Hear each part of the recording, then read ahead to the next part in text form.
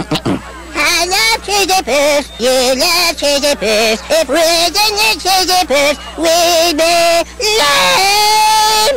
I'm talking Night Court in its 5th season, lame.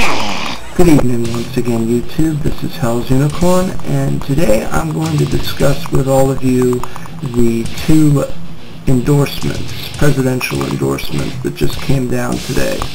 The first and the most auspicious of the 2 is the endorsement of Rudy Giuliani by one Pat Robertson. Now, a lot of you are probably scratching your heads and saying, why in the heck would an evangelical witch doctor like Pat Robertson endorse a pro-choice papist such as Rudy Giuliani? The answer to this is actually quite simple. Rudolph Giuliani, as far as I'm concerned, is probably the worst Catholic politician in this country. The man is pro-choice, unapologetically.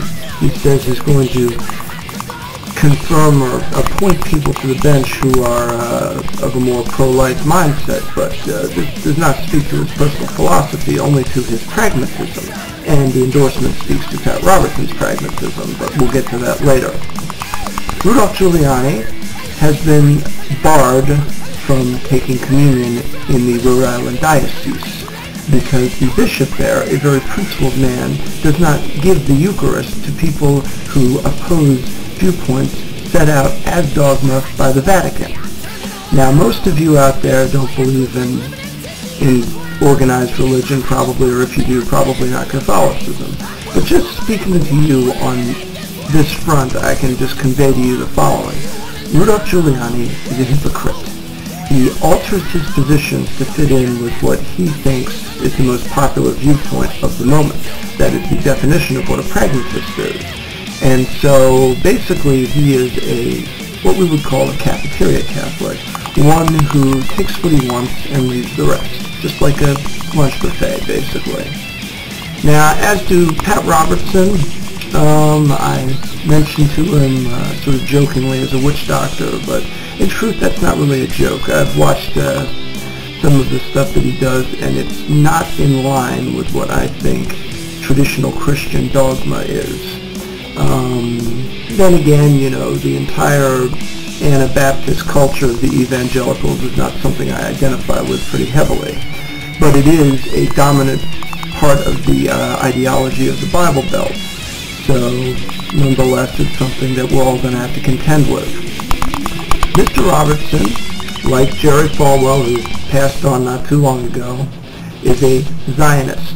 He's a Christian Zionist, but he's a Zionist. And as such, he believes that we should support Israel no matter what, despite the fact that this is in direct contradiction to New Testament dogma, which trumps the Old Testament if you're a Christian. If you're Jewish, the Old Testament, the Torah, is the law. But if you're a Christian, the New Testament, the Word of Jesus, the Gospels, that is what you go by. And according to the New Testament, the nation of Israel does not exist. Even though there's a country in Israel right now, the actual nation of Israel, set down in the Old Testament, does not exist. It was broken apart, and the Jews went into exile. They were dispersed amongst the earth. And if you speak to true Orthodox Jews who practice the religion, such as Rabbi Goldstein, whom I'm actually a pretty big fan of, as big of a fan as a anti-Zionist Catholic can be of a anti-Zionist rabbi. And basically, the way it works is that Zionism, contrary to what Mr. Robertson or most of the other Bible thumpers out there will tell you, is not a Jewish tradition. It was created by Jewish people, but it is not in line with the religion, with the Torah. It is in line with, it's actually a little bit similar to communism. It's a political ideology, but it's got more of a nationalistic and a racist dimension to it. It believes that the people of the former nation of Israel need to have their own country.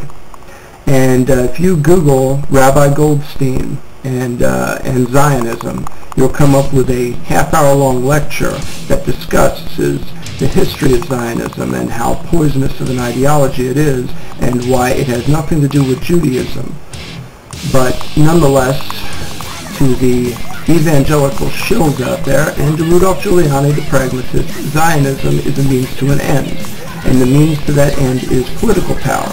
And that political power is purchased with AIPAC and Anti-Defamation League money. So that's pretty much my take on the endorsement of Pat Robertson to Rudy Giuliani. Doesn't completely surprise me, although it probably surprises a lot of you. Now to the less important endorsement, that is the endorsement of John McCain by Sam Brownback. The Opus Dei are an interesting bunch. It's a pretty young order, and I'm not really familiar with all of its teachings.